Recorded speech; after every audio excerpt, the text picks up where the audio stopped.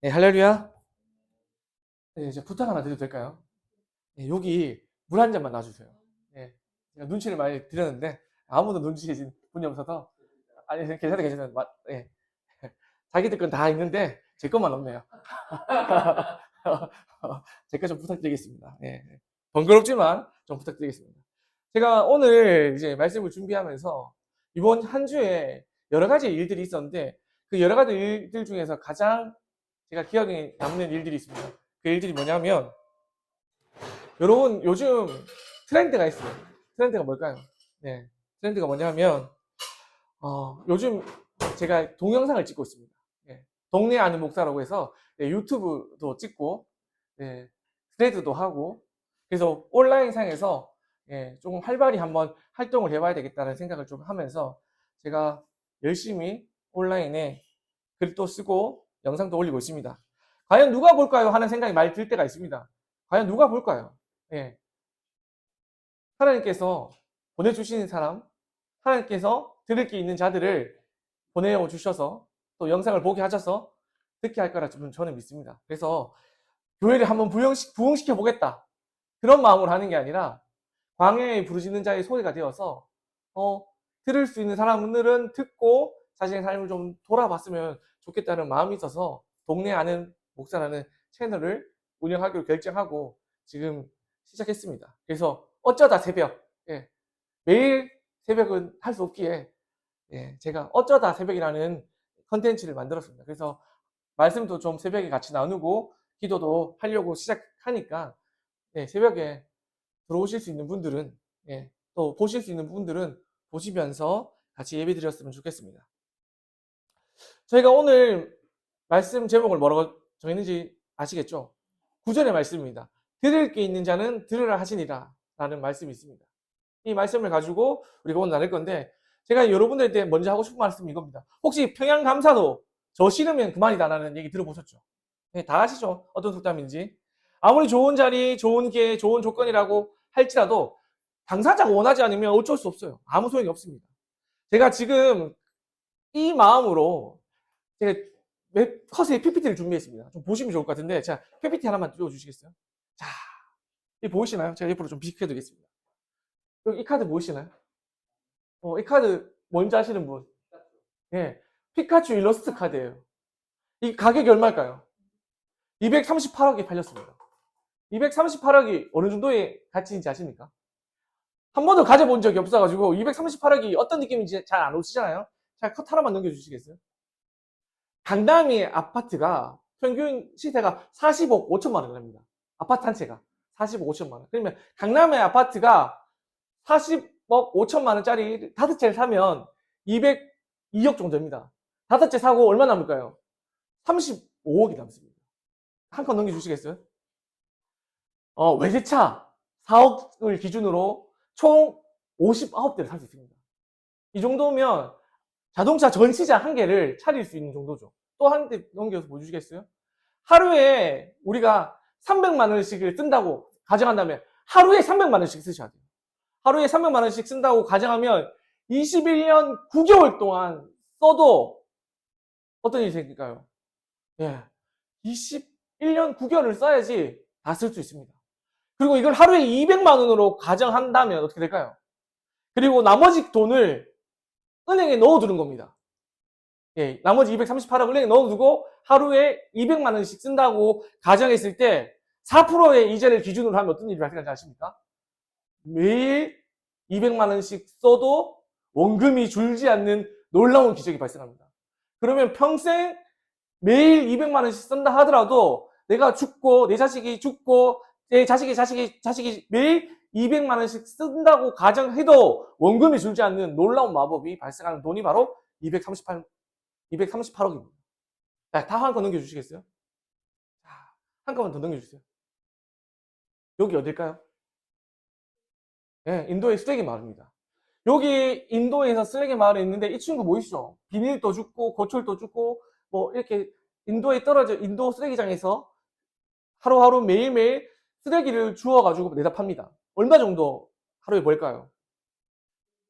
40에서 이제 250루피인데 우리나라 돈으로 따지면 500원, 600원에 좀 올랐어요. 600원에서 하루 최대 4,000원 정도가 이 아이들이 벌고 있는 돈입니다. 그럼 이 아이들이 하루 종일 저 쓰레기 더미를 뒤져서 찾을 수 있는 돈이 우리나라 돈으로 600원 정도에서 많게는 4,000원 정도입니다. 자, 한 칸 넘겨주시겠어요? 그러면 이 친구가 238억을 모으려고 한다면요, 얼마나 정도 걸릴지 예상해 보셨습니까? 200루피 기준으로 약 749만 일을 모아야지 됩니다. 연수로 따지면 얼마일까요? 2만 500년 정도 걸립니다. 이 친구가 238억 보려면 2만 년이 걸립니다. 2만 년. 누구는 238만 원 주고 카드 한 장을 사는데 이 친구는 2만 년 동안 쓰레기를 뒤져야지만 238억을 모을 수 있습니다. 조건이 뭘까요? 하루도 안 쓰고요. 하루도 안 쓰고 단 한 푼도 안 쓰고 모으기만 해야 되는데 2만 년 정도 모아야지 238억을 만들 수 있습니다. 성인 기준 200루피 정도 버는데 200루피를 기준으로 하면 예수님 때부터 시작해서 지금까지 한 푼도 안 써야지만 238억 모을 수 있어요. 2000년 넘는 시간을 모아야지만 238억 모을 수 있습니다. 단 조건 한 푼도 안 쓰고요. 한 장 다 넘겨주시겠어요? 한 장 더 넘겨주십시오. 우리나라 한국인의 평균 연봉으로 따져볼까요? 우리나라 2026년 기준 연봉이 4,600만 원입니다. 4,600만 원. 4,600만 원을 가정했을 때 한 명이 한 푼도 안 쓰고 돈을 모아야지 517년 동안 돈을 모으셔야지 238억 맞는지 보실 수 있습니다. 517년이요. 517년. 그럼 누구에게는 카드 한 장 값입니다. 제가 컷 넘겨주십니다. 네. 제가 이 설교를 준비하면서 아니 제가 인도에 있는 쓰레기 마을에 가봐서 알잖아요. 가봤는데 제가 그 아이들한테 저 230만 원, 238억짜리 카드와 하루 한 끼에 음식을 준다면 아이들이 뭘 받을 것 같으세요? 음식을 받습니다. 그 아이들한테는 238억의 가치, 그 종이 한 장이 하루 먹을 음식과 비교할 때 아무런 가치가 없어요. 그러면 여기서 좀 질문해야 될 게 뭘까요? 아니 238억이라는 그 카드가 그 가치가 어떻게 정해진 걸까요? 누군가에게는 하루 한 끼가 더 중요한데 어떤 사람들에게는 238억 하는 이 포켓몬 카드 한 장이 그만한 가치를 가지는데 그러면 우리가 생각하기에 가격은 가치는 도대체 어떻게 정해지는 겁니까? 그건 경제학에서 말하는 거죠. 수요와 공급은 경제학에서 말하는 가치가 금액이 결정되어지는 방식입니다. 근데 저는 요즘 이렇게 느껴지는 거죠. 가치는 욕망에 의해서 결정되어집니다. 욕망이 크고 클수록 그 가치는 높아지는 겁니다. 희소성이 문제가 아니라 내가 욕망하고 내가 바라고 내가 소망하는 것이 크면 클수록 그것을 238억을 주고서도 종이 한 장을 살 수 있는 거죠. 이 카드가 미국에 있는 유튜버가 샀어요. 로건 폴이라는 사람이 샀습니다. 238억 주고. 그래서 아까지 금으로 도장되어 있고 다이아가 박혀 있는 그 카드 케이스 안에 넣고 그걸 메고 다닙니다. 238억을 목에 메고 다닙니다. 여러분 같으면 그 238억 주고 포켓몬 카드 사시겠어요?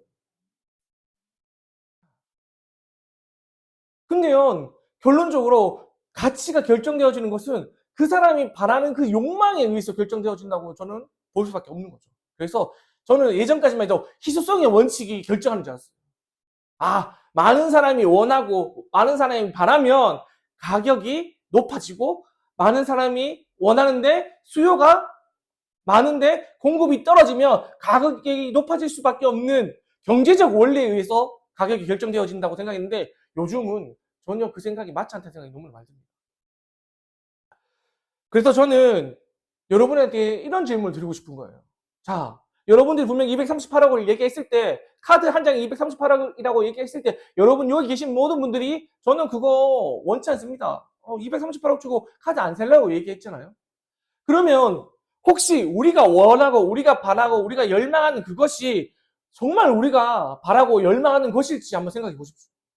내가 진짜 갈망하고 내가 바라는 것이 정말 그것이 맞는지를 한번 생각해 볼 때가 이제 돌아온 겁니다.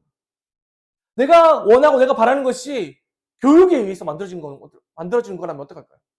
모든 하나급에 앉아있는 친구가 다 서울대를 바라고 연구대를 바라고 인서울하기 바라는 마음으로 다 있으니까 그것이 당연하게 다 바라야 하니까 나도 바라야 되는 것은 아닐까? 모든 사람이 의사, 판사, 검사, 전문직을 원하니까 나도 그것들을 바라는 건 아닐까? 한번 고민해 보셨으면 좋겠어요. 내가 욕망하고 내가 갈망하는 것이 정말 내가 원하는 것일까? 아니면 누군가에 의해서 정신적 지배를 받고 있는 것은 아닐까? 그래서 저는 우리가 한 가지 중요한 사실들을 다시 한번 깨닫기 원합니다. 같은 물건도 누가 보느냐에 따라서 전혀 다른 가치를 만들어낼 수 있습니다. 어떤 사람에게는 238억의 가치가 있는 카드지만 어떤 사람에게는 하루 양식보다도 못한 종이 조각이 될 수밖에 없는 것이 우리가 원하는 것의 현실일 수도 있습니다. 그래서 제가 오늘 우리가 나누는 말씀도 마찬가지예요.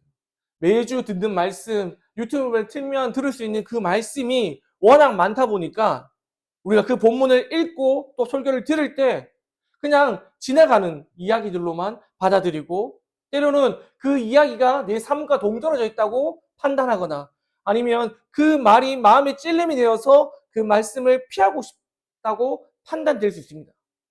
저는 이렇게 생각하는 모든 분들에게 주님 이 말씀이 오늘 저에게 무엇을 말씀하고 있는지 주님 깨닫게 해주십시오라고 생각하는 마음이 좀 있었으면 좋겠다. 여러분들이 마음 가운데 진짜 그냥 이것이 익숙한 삶의 연속성 가운데 있는 하루, 한 주일이 아니라 오늘 주님께서 이곳에 보내셔서 이 말씀을 듣게 하시고 내게 이 말씀을 하시는 이유가 있다고 생각하시면서 이 말씀을 한번 들어보신다면 판단을 유보하시고 이 말씀을 그냥 온전히 받아들이기를 한번 결정하신 이후에 오늘 설교를 좀 들어보셨으면 좋겠습니다. 최근 한 형제님께서 스레드를 올리셨어요. 조회수가 얼마 정도 나왔을까요? 제가 오늘 제가 새벽에 봤어요. 오늘 기준 13만 나왔습니다.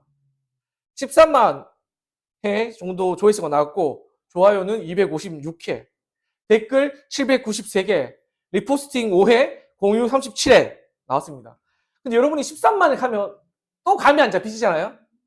제가 13만이면 어떤 숫자인지 여러분이 가슴에 확 와닿게 말씀드릴게요. 얼마 전에 서울에서 BTS가 컴백 무대를 가셨습니다.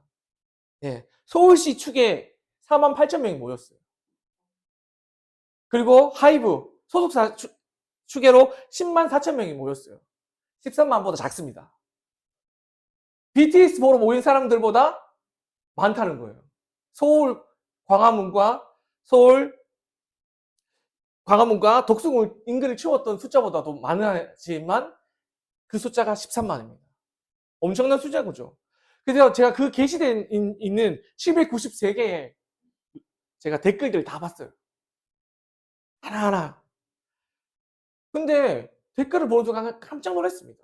내용을 아시잖아요? 아내가 교회 나갔으면 좋겠습니다. 나가게 할 방법이 없을까요? 인도할 방법이 없을까요? 이건 그냥 아주 평범한 리트윗 아닙니까? 그리고 사진도 좋은 사진을 올린 거 아니에요. 예, 과자 사진을 올려놨어요. 예, 아내가 교회에 갖다 주라고 해줬던 과자 사진을 올려놨어요. 근데 이걸 봤을 때 뭐가 이상하죠? 무엇을 상상할 수 있습니까? 근데 어느 순간 그 밑에 댓글이 달리기 시작했습니다. 네가 뭔데 인도하냐? 네가 인도하는 순간 이혼 각이다. 뭐 이렇게 나오는 거죠. 제발 믿지 않는 사람, 믿는 사람들은 이것이 문제다. 불신천당, 불신지옥, 뭐 예수전당, 뭐 이런 것들이 막 달리면서 욕하기 시작하는데, 아니 아내가 교회 과자 주라고 했던 사진과 아내가 교회 갔으면 좋겠다는 그 마음이 이 정도 파급 효과를 낼 겁니까? 그러면서 엄청난 비판과 사람들의 정죄가 끝도 없이 막 이어지는 겁니다. 그리고 제발 놔둬라라는 그 얘기에 3,650명 정도가 좋아요를 눌렀더라고요. 놔둬라는 얘기에. 와, 제가 목사지 않습니까? 근데 제가 서운했던 게 뭔지 압니까? 믿는 사람들이 다 꼬리를 내리고 있어요. 믿는다고 하지만 그 밑에서 당당하게 대변하면서 얘기하는 사람이 아무도 없습니다. 조용한 사람들은 이렇게 얘기합니다. 믿음 있는 사람들은. 형제님, 이런데 그런 고민 얘기해봤자 좋은 말씀 못 들어요. 정작 그들을 뭘 하는 것이 아니라 글을 올렸고 고민을 나눴던 그 형제를 두둔하는 겁니다. 두둔한다고 하지만 위로가 안 되는 거죠. 저는 이런 현실들을 보면서 요즘 우리 기독교인들이 과연 어떻게 살아야 될까? 어떻게 진짜 이 땅에 비춰지는지를 이 단편적인 예로 제가 봤습니다. 그리고 자신의 생각과 경험만으로 이렇게 판단하는 것이 옳을까? 어떠한 한 댓글도 이 이 글을 작성했던 이 작성자의 마음에 대해서 어떤 상황에 놓여 있기에 이것들을 쓰는지에 대해서 묻는 댓글이 하나도 없어요. 모든 사람이 판단입니다. 내가 안 믿던 사람인데 남편이 데리고 가서 내가 믿었다. 하지만 우리 남편은 정말 조용히 그 본을 보여줬다. 그럼 이 병도 형제는 본을 안 보여줘가지고 이 형제는 본을 안 보여줘서 뭐 지금 그 댓글을 올린 거라고 생각합니다. 본을 보여줬기 때문에 가자를 줬겠죠. 본도 안 보여주는데 교회에 가자를 주면서 교회에 주라고 얘기했겠습니까? 하지만 모든 사람들이 자신의 경험과 자신이 인지했던 그 것들을 가지고 모든 것들 사람들이 마녀 사냥하듯이 못 받기 바빠요. 그러면서 13만 사람들의 대다수가 그런 반응들이랄 거라고 생각하니까 우리가 기독교인으로서 얼마나 본이 되지 못했는지를 제가 뼈저리게 느꼈습니다. 얼마나 수많은 사람들에게 상처를 줬기에 그들이 저런 반응을 보이게 만들었을까요? 그래서 예수님이 어쩌면 이렇게 말했을지 모릅니다. 들을 귀 있는 자만 들으라. 귀 들을 귀 있는 자들은 들어라. 예수님은 단순히 우리에게 그냥 귀로 듣는 사람을 부르시기 원하셨을까요? 예수님은 마음으로 듣는 사람을 원하셨습니다. 말씀 앞에서 멈춰있는 사람, 또한 자신의 판단과 자신의 생각을 내려놓고 예수님께 묻는 사람, 예수님의 말씀에 반응하여 잠시 멈출 수 있는 사람들을 주님은 찾으시는 거죠. 그래서 귀 있는 자는 들으라고 말씀하시는 겁니다. 오늘 또 예수님은 여전히 바닷가로 나가십니다. 그리고 바닷가로 나가시자마자 수많은 무리들이 나왔고 그 앞에서 예수님은 배를 띄우고 수많은 팔로워 앞에서 말씀하시는 거죠. 예. 좋아요 아마 말 눌렀을 거예요. 실시간 라이브 하셨다면 엄청났을 겁니다. 바다 위에 있어. 얼마나 운치 있습니까? 배를 띄우고 사람들이 해변에 무리가 엄청난 무리가 모여 있습니다. 그리고 그들 앞에서 씨 뿌리는 자의 비유를 말씀하십니다. 본문은 씨 뿌리는 자의 비유에 대해서 자세하게 설명해 주고 있어요. 제가 씨 뿌리는 자에 대해서 설명하지 않아도 다음 주 되면 예수님께서 제자들에게 직접 설명해 주시는 저자 직강이 이게 계속적으로 이어집니다. 그래서 제가 오늘 씨 뿌리는 자에 대해서는 잘 설명하지 않도록 하겠습니다. 다음 주에 씨 뿌리자는 비유를 통해서 좀 더 깊게 바라보도록 하겠습니다. 그래서 우리가 좀 집중해서 바라볼 구절들은 뭘까요? 2절과 9절입니다. 우리 다시 한번 같이 읽을까요? 2절부터 먼저 함께 봉독하시도록 하겠습니다. 2절입니다. 시작. 이에 예수께서 여러 가지 비유로 가르치시니 그 가르치는 중에 그들에게 이르시되 예수님이 뭐로 가르치고 계시죠? 네, 비유로 가르치십니다. 예수님은 비유로 말씀하세요. 그냥 사실 그대로 안내해 주지 않습니다. 비유로 설명합니다. 이제 9절 말씀 보시겠습니다. 9절. 찾으셨죠? 시작 읽도록 하겠습니다. 시작. 또 이르시되 들을 귀 있는 자들은 들으라 하시니라. 자, 비유로 말씀하셨고 두 번째 뭡니다. 들을 자 있는 자는 들을지라고 말하는 거죠. 모든 사람에게 말하지만 이 사람들이 모두 알아들을 수 있다고 생각하셨을까요? 안 하셨을까요? 안 하셨죠. 왜? 비유로 말씀하셨으니까. 모든 사람이 다 알아듣지 못하셨다는 것들을 알고 계셨고 그 중에서 누구? 들을 게 있는 자들만 들으라고 말씀하셨습니다. 사람들이 비유를 사용하는 것은 내용을 좀 더 잘 쉽게 전달하기 위해서 비유를 사용합니다. 저도 말씀을 이해시키기 위해서 많은 비유를 듭니다. 아까 전에 강남 아파트, 자동차, 여러분들이 이해할 수 있는 것들의 비유를 들어서 좀 더 쉽게 제가 설명을 드리려고 합니다. 근데 예수님은 쉽게 설명시키기 위해서 비유를 사용하지 않으셨어요. 들을 수 있는 사람만 듣게 하기 위해서 비유를 사용하셨습니다. 그러면 진짜 예수님은 왜 그렇게 비유를 사용하셨을까요? 왜 그런 들을 수 있는 사람만 들을 수 있는 비유를 사용하셨을까? 모든 사람이 있는 자리에서 다 알아듣게 말씀하시면 되지. 왜 굳이 들을 수 있는 사람만 듣게 말씀하셨을까요? 우리가 마태복음 13장 10절부터 13절의 말씀 찾아보셔야 됩니다. 찾아보십시오. 마태복음 13장 10절에서부터 13절의 말씀입니다. 찾아보십시오. 다 찾으셨습니까? 마태복음 13장 10절에서부터 13절의 말씀입니다. 다 찾으셨습니까?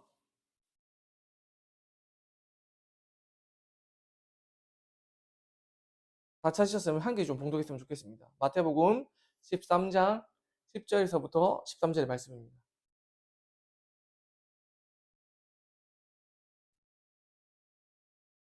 다 찾으셨습니까? 제가 먼저 같이 합독하도록 하겠습니다. 시작. 제자들이 예수께 나와 이르되 어찌하여 그들에게 비유로 말씀하시나이까? 대답하여 이르시되 천국의 비밀을 아는 것이 너에게는 허락되었으나 그들에게는 아니 되었나니 무릇 있는 자는 받아 넉넉하게 되되 없는 자는 그 있는 것도 빼앗기리라. 그러므로 내가 그들에게 비유로 말하는 것은 그들이 보아도 보지 못하며 들어도 듣지 못하며 깨닫지 못함이니라. 아멘. 제가 이 말씀을 듣고 어떻게 생각했을까요? 처음 예수님을 믿게 됐을 때는 이렇게 생각했습니다. 오, 예. 나는 믿으니까 괜찮다. 나는 이거 이해하고 들을 수 있는 제자들이니까 저 사람들은 모르지만 나는 아니까 다행이다. 라고 처음 믿음이 생겼을 때 나는 그들이 아니다. 제자로서 나에게는 허락되었으니까 나는 천국 갈 수 있겠구나. 난 천국의 비밀을 알 수 있겠구나 생각했습니다. 그리고 예수님과 조금 더 신앙이 깊어지고 예수님과 조금씩 알면 알수록 갈등이 생기더라고요. 갈등하기 시작한 후에 이 말씀이 저한테 어떻게 들렸을까요? 와, 예수님 좀 너무하시다. 모든 사람을 사랑하신다고 얘기하셨으면서 모든 사람을 품을 수 있다고 하셨으면서 어떻게 어떤 사람들한테는 비밀로 할 수 있나? 그냥 쉽게 설명해 주면 되지. 왜 어렵게 비유로 말씀하셔가지고 왜 어떠한 사람들은 이해하지도 못하고 그것에 접근하지도 못하게 하셨을까? 아니 이런 분이 어떻게 사랑한다고 얘기할 수 있고 모든 인류를 사랑하신다고 얘기할 수 있고 어떻게 그가 나의 창조주라고 얘기할 수 있을까라는 이 고민을 제가 빠지게 됐습니다. 그리고 나서 한참 또 시간이 흘러서 제가 목회자가 되고 나니 이 말씀이 저한테 어떻게 들렸을까요? 이 말씀이 너무 큰 은혜인 겁니다. 제가 목회자가 되고 나서 이 말씀을 보니까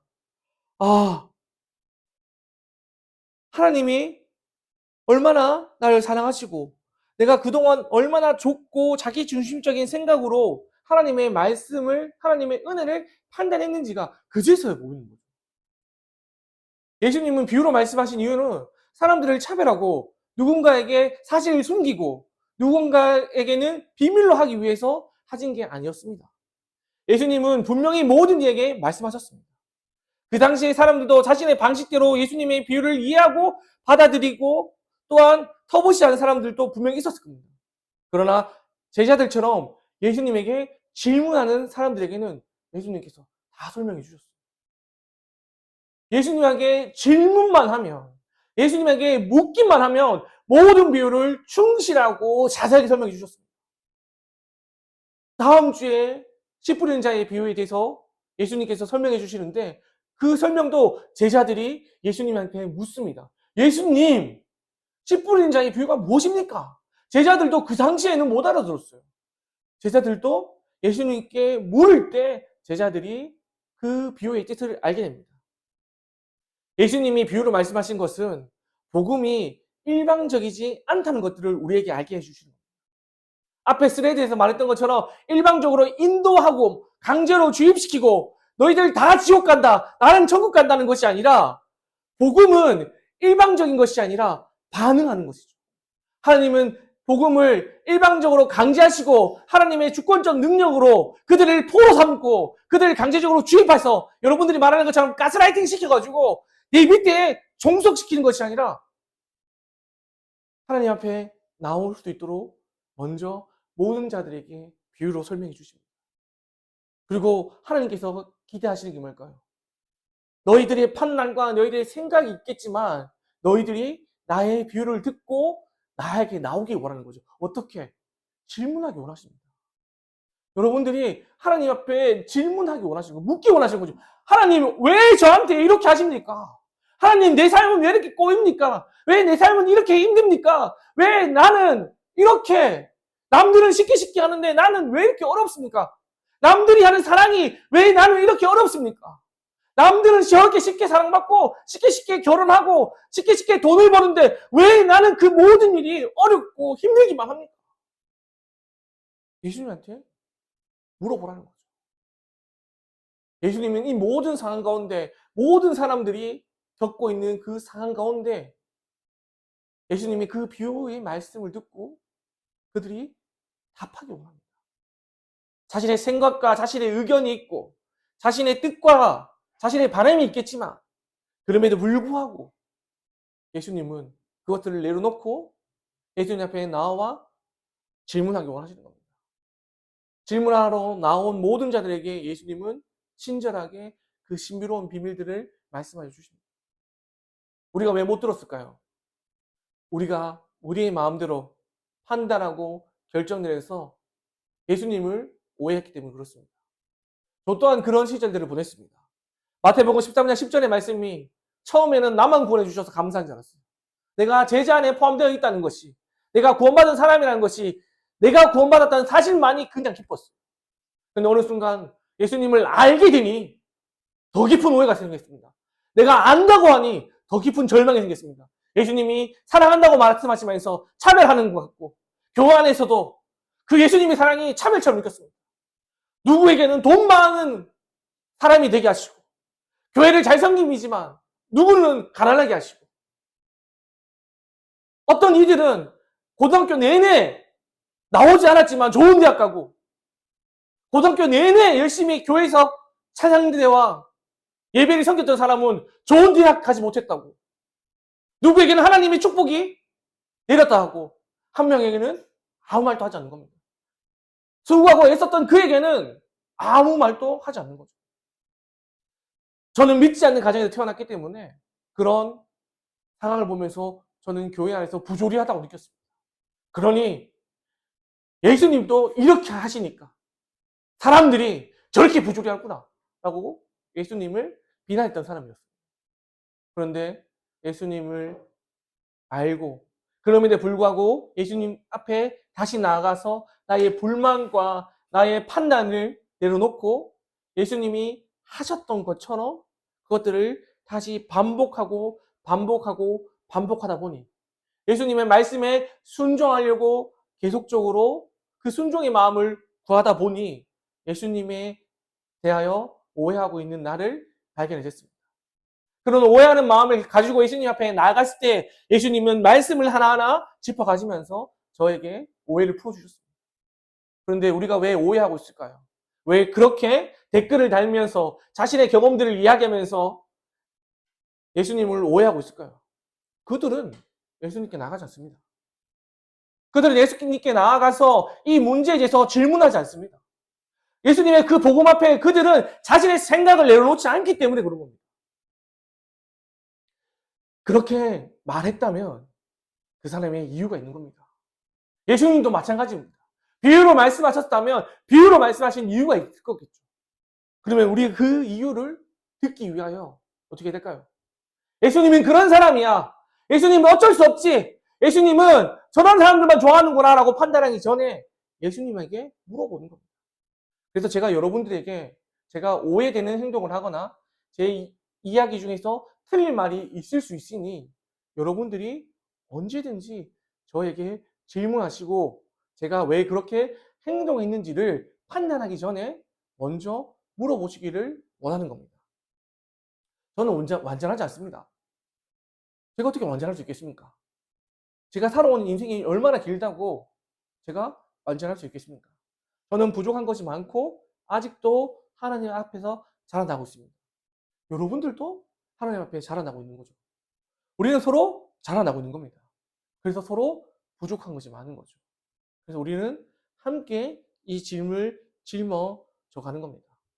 특히 부모가 되어 보신 분들은 이 부분의 말씀이 너무나 이해되어집니다. 자녀는 절대 자신의 것이 아닙니다. 근데 부모들이 왜 오해할까요? 유전적으로 너무 닮아 있는 거예요. 성격, 키, 외모, 그리고 같이 먹는 그 음식을 찾는 그 취향까지도 너무 닮아 있는 거죠. 그러다 보니까 나와 너무 똑같을 거라 생각하고, 나와 똑같은 약점이 있을 거라 생각하고, 나와 똑같은 실수를 하지 않기 위해서 너무 빨리 개입하고 판단하고 이 아이가 이럴 것이라고 결론 내려서 자신이 생각하고 자신이 겪었던 것들을 겪지 않게 하기 위해서 아이들의 삶에, 자식들의 삶에 너무 빨리 개입해버리는 거죠. 너무 빨리 판단해버리는 거죠. 자신과 닮고 자신의 유전적 요인들을 갖고 있다는 생각 때문에 그렇습니다. 하지만 비슷하지만 완전 다릅니다. 우리는 각자 다른 성격과 상황과 환경 가운데서 다르게 반응하면서 살아갔어요. 하지만 우리가 오판하는 거죠. 나와 똑같을 거야. 그러면 그 아이는 부모의 세상에 갇히고 마는 겁니다. 예수님께서, 하나님께서 우리에게 갇히고 좁은 세상에서 살아가라고 이 땅을 창조하셨을까요? 지구라는 시스템을 운영하기 위해서 우주라는 공간을 창조하신 분이고 우주라는 공간을 확보하신 분께서 우리를 이 땅의 사회적 구조 안에 묶이고 거기서 고통받게 하며 잘못된 사랑에 아파하라고 우리를 부르셨을까요?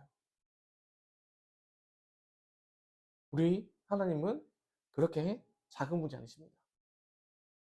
부모는 자녀와 완전히 다른 존재입니다. 그것이 하나님께서 이 땅에 창조하신 다양성입니다. 여러분들이 이것들을 깨닫고 판단하기보다 자식을 하나님께 올려드리는 것이 훨씬 더 현명하다고 생각합니다. 왜 우리 자녀가 이러한 성향을 가지고 있는지 우리를 창조하신 그 하나님 앞에 올려드리고 하나님 앞에 맡기는 것이 훨씬 더 내가 이 아이를 양육하고 키우는 것보다 더 크고 아름답게 키울 수 있다는 것들을 인식하는 거죠. 우리도 말씀 앞에 우리는 깨달아야 될 겁니다. 예수님께서 우리에게 비유로 말씀하신 것은 우리를 갈라치기 하기 위해서, 정치에서 말하는 좌우를 나누기 위해서, 이들이 나를 따라오게 하기 위해서 비유로 말씀하신 것이 아니라 내가 말하는 것에 반응하고 질문하기 원하셨기 때문에 그렇습니다. 나한테 무조건 아멘, 아멘 하는 것이 아니라 하나님이 하시는 말씀에 반응해서 묻고 나누고 교제하기 위한 존재로 지으셨기 때문에 예수님은 강요하지 않으시고 억지로 하지 않으십니다. 그분이 억지로 하고 강요하지 않을 수 있는 능력이 없어서 그러시는 것이 아니라 교제하기 위한 존재로 만들었기 때문에 하나님의 말씀에 무조건적으로 순종하기 원하지 않으셨어요. 그가 사랑하여 반응하기 원하셨습니다. 들을 게 있는 자가 누굴까요? 바로 자신의 생각을 내려놓고 순종할 수 있는 사람입니다. 아버지의 뜻에 순종할 수 있는 사람들이 바로 들을 귀가 있는 자들입니다. 예수님은 오늘 이렇게 말씀하시는 겁니다. 들을 자 있는 자는 들으라. 순종할 수 있는 자들은 순종하면 되라. 해봐라. 너희들이 귀가 있다면, 들을 귀가 있다면, 순종할 수 있는 귀가 있다면 너희가 오늘 한번 내 말을 듣고 순종해봐라. 또 아니면 그 순종이 일방적 순종을 말하는 것이 아니라 너희들이 궁금하고 이해가 안 되면 이해가 안 된다고 말해라. 그러면 내가 설명해 주겠다고 말씀하고 계신 겁니다. 이보다 더 인간적일 수 있을까요? 이보다 더 사랑할 수 있을까요? 강제적으로 할 수 있는 능력이 있고 구원받을 자가 누구인지 알고 있음에도 불구하고 끊임없이 강하여 외치는 자의 목소리로 계속적으로 들을 자 있는 자는 제발 들어라. 순종할 수 있는 자는 제발 나의 말에 순종하라고 말씀하시는 거죠. 저는 여러분들이 오늘 결정하셨으면 좋겠어요. 뭘 결정했으면 좋겠을까요? 하나님과 상호작용하는 것이 불순종이 아니구나. 하나님 앞에 내가 이해하지 못하는 것들을 들고 가서 하나님 이해시켜달라고 얘기하는 것이 하나님을 무시하는 것이 아니구나. 아, 내가 아멘 할 수 없는 것이 잘못이 아니구나. 라는 걸 좀 깨달으셨으면 좋겠어요. 예수님은 아멘 할 수 없다고 해도 괜찮아요. 아멘할 수 없다는 마음을 가지고 나가면 괜찮습니다. 내가 판단하고 여기서 멈추는 것이 아니라 예수님은 이런 분이야. 예수님은 나를 시험 들게 하고 나를 괴롭게 하시는 분이야라고 멈추는 것이 불순종이에요. 순종하는 마음, 불순종하는 마음을 가지고 나가서 예수님 앞에 내려놓고 그 짐을 내려놓고 예수님에게 묻는 거, 그것이 순종입니다. 무조건 아멘 한다는 것이 순종이 아니에요. 아멘하고 딴짓하는 것보다 아멘하면서 딴짓할 수밖에 없는 나의 마음을 하나님께 가지고 나가는 것이 순종이고 들을 게 있는 자입니다. 오늘 예수님은 그런 자들에게 외치는 겁니다. 수많은 사람들 가운데 판단하는 것이 아니라 나오는 자들 몇이나 되었을까요? 제자들밖에 없었어요. 그럼 제가 질문 드리겠습니다. 제자들은 온전했습니까? 제자들은 온전했어요? 제자들 베드로 예수님을 3번 부인합니다. 새벽 닭이 울기 전에요. 가룟 유다가 어떻습니까? 예수님을 팔아요. 예수님을 팔아채깁니다. 그래서 그가 십자가에 달리는 단초를 마련하죠. 예수님께서 모르셨겠어요? 그를 제자로 받으셨을 때 야가 팔자인지 모르셨을까요? 최후의 만찬자리에서 누군지도 이미 알려주셨어요.